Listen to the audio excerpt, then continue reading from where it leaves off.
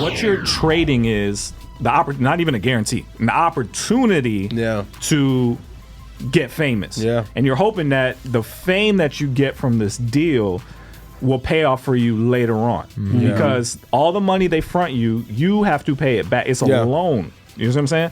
So you're hoping, you have to decide when you're an indie, do I want to get juiced up real quick, become a known name so later on I can make my money off my name, or do I just want to do this myself and keep all of the money for myself and maybe never be famous and nobody knows who you are? You got to choose. I think what they offer.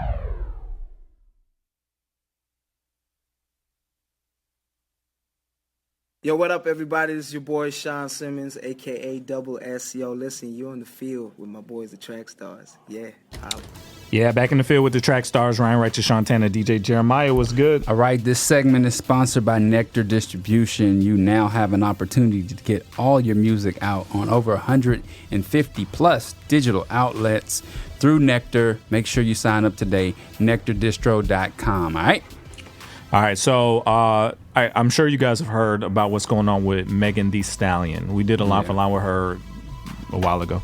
And so basically, she is in a dispute with her record label, 1501. Am I saying that right? 1501? Yeah, 1501. And so it's kind of become a big deal because Jay Prince is involved and Rock Nation is involved and everybody's chiming in on whether her deal is fair and all that kind of stuff. So a lot of people were getting on 1501, you know, it's a bad contract. And then you started hearing more about the contract. So from what I remember, you tweeted this out. She has a 60-40, right?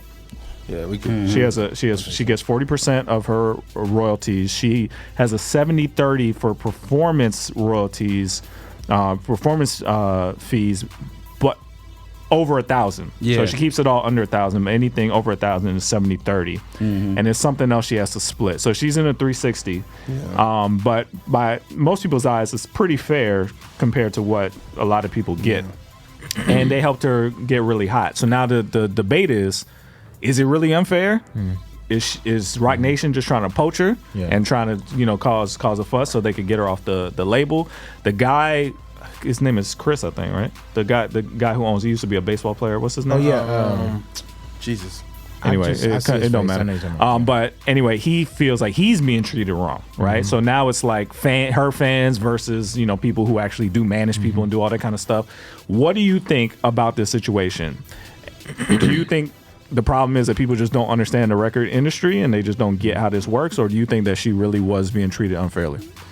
Well, I think that people don't understand the record industry, right? I've been talking to different producers all week long, and producers and record owners and labels, you know, that have been talking on Twitter and stuff. And it's difficult because I think that everybody can always find a better deal, you know, and I think that might be what she's done. I think Rock Nation has offered her a better deal, a better situation. And it may, I mean, even listening to her interview on The Breakfast Club, she said that, you know, she's not trying to leave her label. She's just trying to renegotiate. You know, I'm just trying to renegotiate because they said there's a lot of things in my contract that don't stand up legally, right? And I just want everything to be right. So that could be a lot of fluff too. But I think, a lot of times people get into these situations. She didn't have anybody read this contract for her when she signed it, you know, so she probably should have had a lawyer that represented her and not necessarily just represented 1501. But I think there's a lot of things out there that we don't understand. I think that it's hard to pinpoint what's good for a person, especially judging on levels, right? Y'all talked a lot this week about, well, she wasn't popping when they came to her with this idea, right? And then you're talking about this is a label that has, you know, credibility with behind them, so her going to them was a risk for them and it was a risk for her too, so it kind of works both ways, I think. I would say you know, a lot of, especially with these contracts, like apparently that deal was okay in the beginning until you become famous, and then now it's like, okay, well, I need this, I need that, and she's right for saying that she would like to renegotiate, but they're also at their power to say we don't want to. And even I saw another thing too, not even to get off of Meg Thee Stallion, but another thing with Mace. Had a situation with Diddy, and he was saying the same thing. Like he was like, Diddy, you gave me $15,000 for my first contract. It's like, yeah, but you took that. You were you were okay then. Now you're Mace. Yeah. You know, now that's not cool to you. And so we just have to think about, you know, what we're taking now, you know, and think about where you plan to be in your career, you know. And so with her, I think they should probably renegotiate with her. I think that once an artist has grown and they have gotten to that type of stature, you know, you should cut them. You want a to break. keep them happy. Yeah, I mean, you want to keep the business going. And so, you know, of course, if she's around saying, you know, I want 90% and y'all get 10, you know, of course that would be a no for me if I was them. But they should definitely renegotiate. I think that's a good thing. How much do y'all think this has to do with like Roc Nation being her management? Because that's not her label. Roc Nation is just managing her. So maybe somebody at Roc Nation saw it and was like, yo, you need to renegotiate because you're not getting a fair deal. But in essence, the average person signed to a deal if they're in the 360s is probably hers. It look like it's way better than the average person in the 360. From what I could tell from it, it seemed like, and they said the guy's name is Carl Crawford. Carl Crawford. It looked like he was trying to be fair. Yeah, like most people wouldn't even have given her that much. Yeah. I just especially straight off the street like that. You know I think she. Oh, go ahead. I'm sorry. No, I just pulled some of the stuff up. They was talking about it's. I got this from DJ Booth. He said it's a 360 deal. Meg received 40% of her royalties net, 70% of her merchandising net, 70% of her performance revenue greater than 1,000, and 100% of her performance revenue less than 1,000. I guess. Yeah, we said that. Yeah, so I think that 70% of merch. Yeah, like I said, I think it's good, it's all okay until. Also, whenever you go back home or you're around your people and they like, you got all this success. Yeah, why don't I see it? Yeah. And so then that starts to affect you. Like, yeah, well, what is going on? Yeah. Okay, maybe that isn't fair. Yeah. You know, this isn't fair. And then you go and you've been talking about it for years, and now you go to Roc Nation, and Roc Nation says, no, you need to say something about that. Yeah. Let's talk to your folks. Well, the problem is, and this is where I think people are confused, is when you get in advance. She said she got 15,000 or whatever. When you get in advance, that's a loan. That's not. They don't give you money, right? So they even in that thing you sent out, they said they paid like 100,000 to her album. So like there was more money they gave her to actually make her album. The problem is that. But she hasn't made an album yet. She hasn't. She's made mixtapes, but there's a length limit. Like they said, an album for them has to be a certain length, and none of the ones she's made so far has passed that length. So they don't even count yet. She has to make an album plus, right? So the problem is depending on the contract, even though you're in a 360, the money they get from the other stuff may not count towards recouping the album costs. Right? So if you don't make your money back on the album from music, you still owe them money, even if you're making money on other stuff. So that's where I think people are confused. When they give you an advance and they actually sign you to a deal, they're actually giving you a check, and they expect the check back. And I don't think people get that they expect the check back. So that's how it works. But is it bad that she signed a 360 deal on an indie label? Everybody signed a 360. No, I get it from a mainstream approach, but from an indie label, I think she did what she had to do. I think at that time it made sense to her. I mean, she wanted to get out of that apartment, you know, and take that step into whatever deal that they were offering her. Like I said, at those times, like you feel confident about what you're doing. You know, if she didn't feel confident, that's on her. She shouldn't have signed that deal. But coming back, you know, 5-6 years later, like, you did me wrong. That's not right. That's unfair to say that I did you wrong, because look where you are. If anything, look where you are from what I did do. You know what I'm saying? Now, if you want to renegotiate, let's do that. So let's because I think people, when they hear the 360 term, they get like, oh no, you told us it's a bad thing.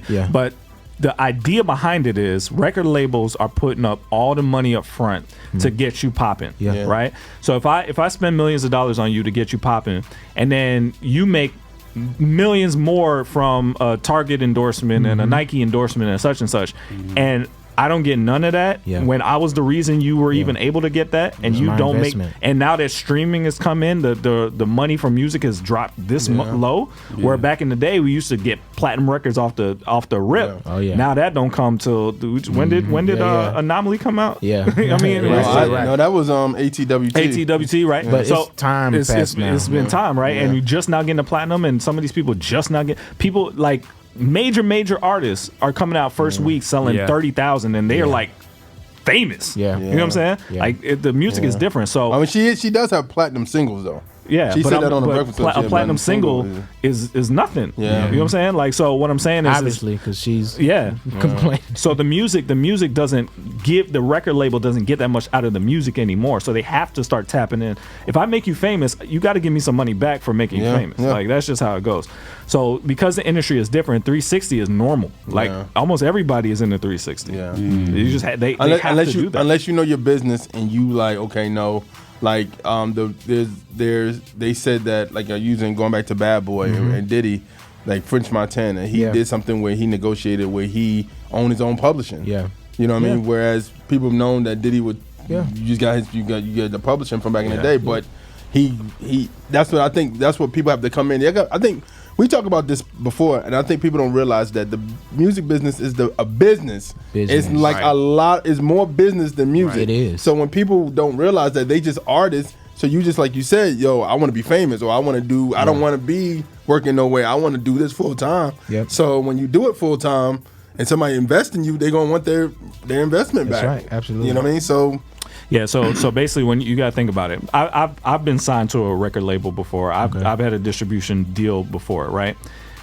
What you're trading is not even a guarantee, an opportunity to get famous. And you're hoping that the fame that you get from this deal will pay off for you later on, because all the money they front you have to pay it back. It's a loan. You know what I'm saying?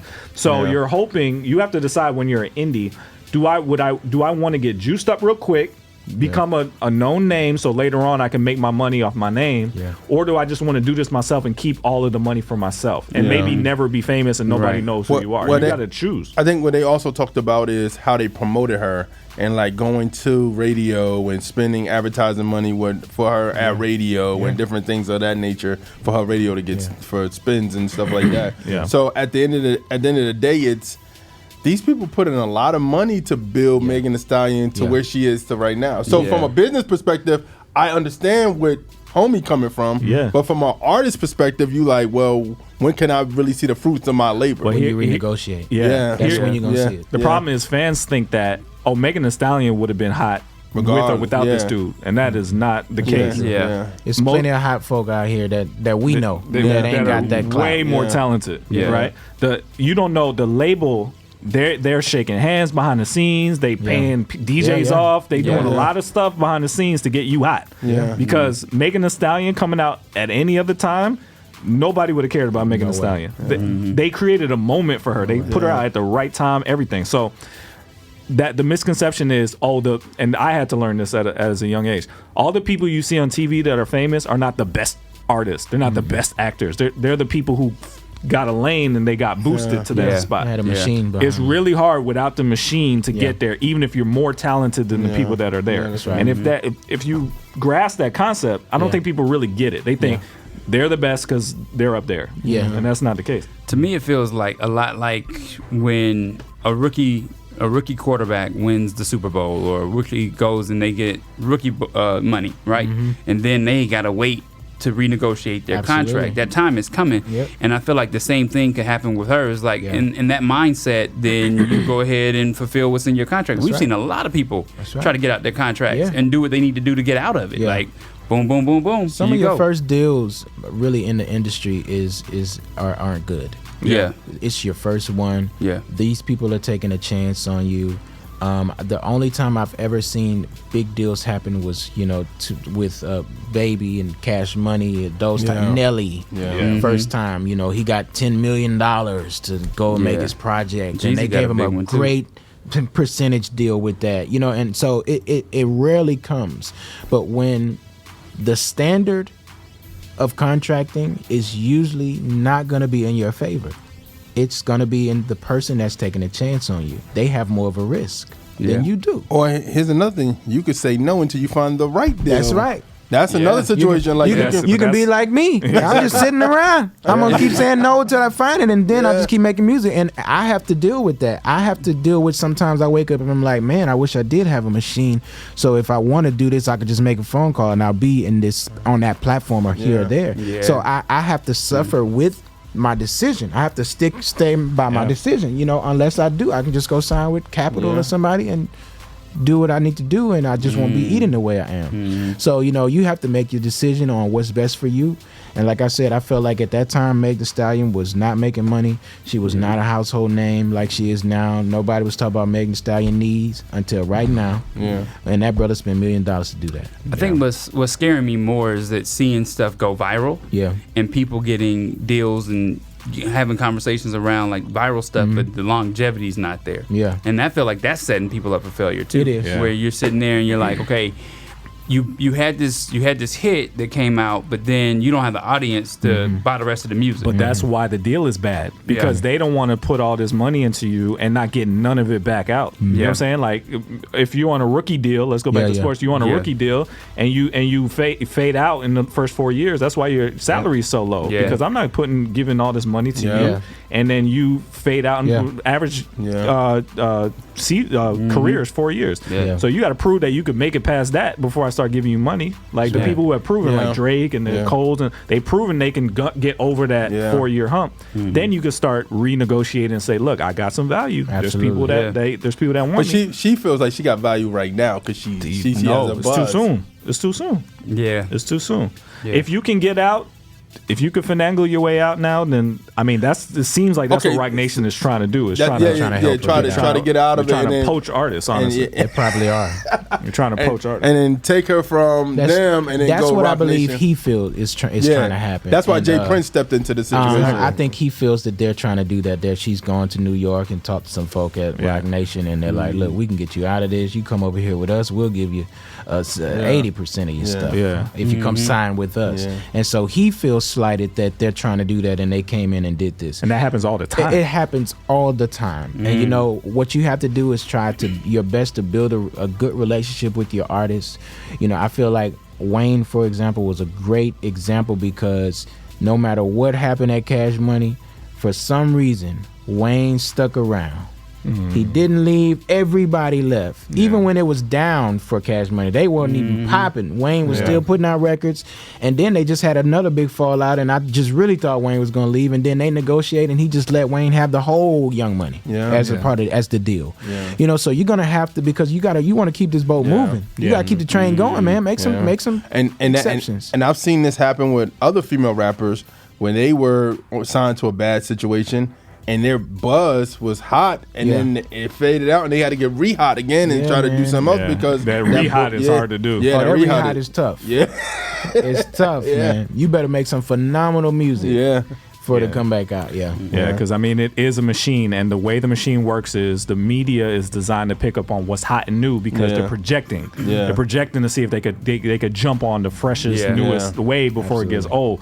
If your wave goes up and then you disappear and then you trying to get it back, in their minds, that already failed. I want the new. I want a new wave coming through. But you got to give him credit for even seeing her being a star. Potential. Because I think her first project came out in the mid 2010s. Probably. Like one of her first mixtapes. And she was probably just local at that time. In Houston. So Houston. For them to take her from there to where she is now. That's why it feels unfair, because it's hard to get a star like that. So Rock Nation coming in and trying to steal them when they already been proven. It feels unfair to me, little old label, that I actually found this person. I actually made this person. Now this poaching culture happens with songs too. There's people that sing songs that you love that somebody else wrote and they got no credit for it. They got no points on it.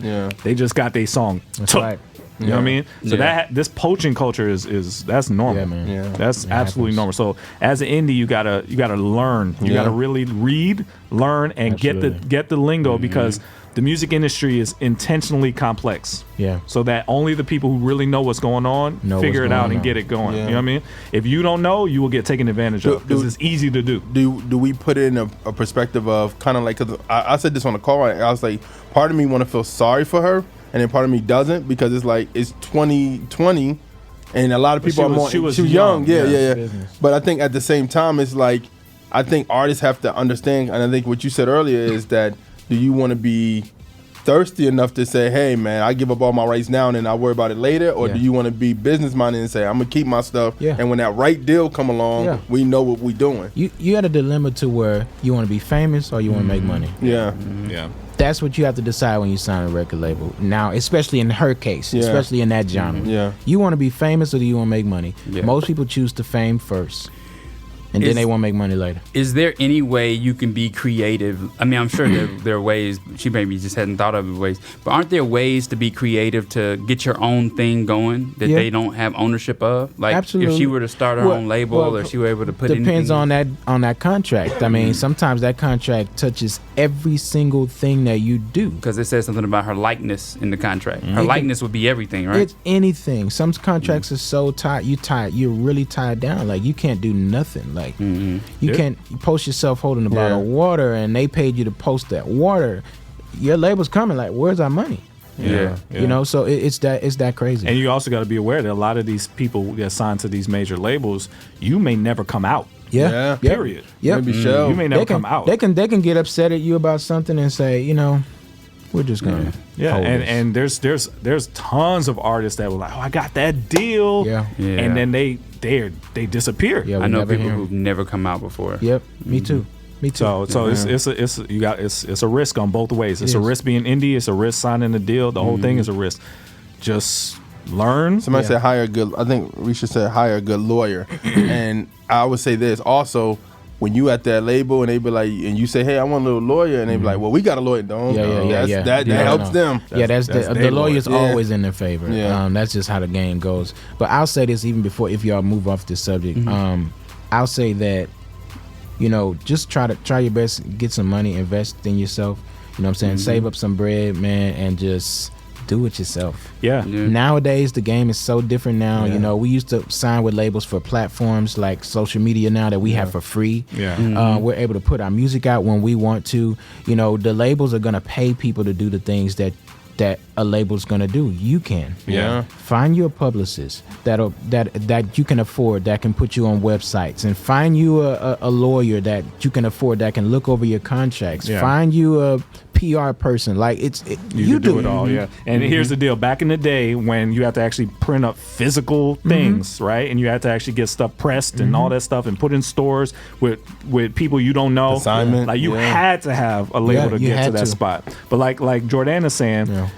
All the things that they used to do for you, there are third-party sites that do all those individual things. You just need to study them and say, like you said, find that PR piece, find the management piece, find the lawyer piece, find the accountant piece. You can find all those things yourself now. In this time of streaming, the contracts and the way the music industry is built around physical media. The contracts even still reflect physical media stuff like package damaging when they don't even sell no packaging. They don't even do that it's anymore. all based on old stuff. You're right, bro. So you can do it all yourself. It's harder.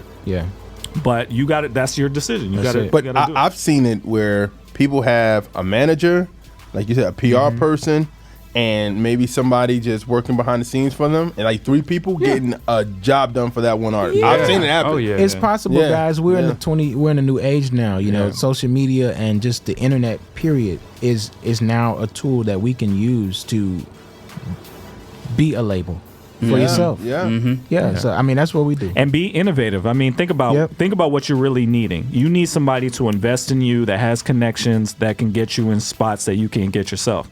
Figure out a different way to do that. Find the actual investors. Make yourself an LLC. Tell them to invest in your company. Like there's other ways to get the same thing popping. You know what I mean? Without that. So without a label. However you want to do it. All right, let's get back into it. You in the field with the Trackstarz. Ryan Wright to Sean. Hey guys, Mira Miracle here. Thank you so much for watching that episode. Make sure you go below, like it, subscribe, click the bell, and make sure you follow us on all forms of our social media. Also, check out our website and be sure you spread the word. We'll see you next time.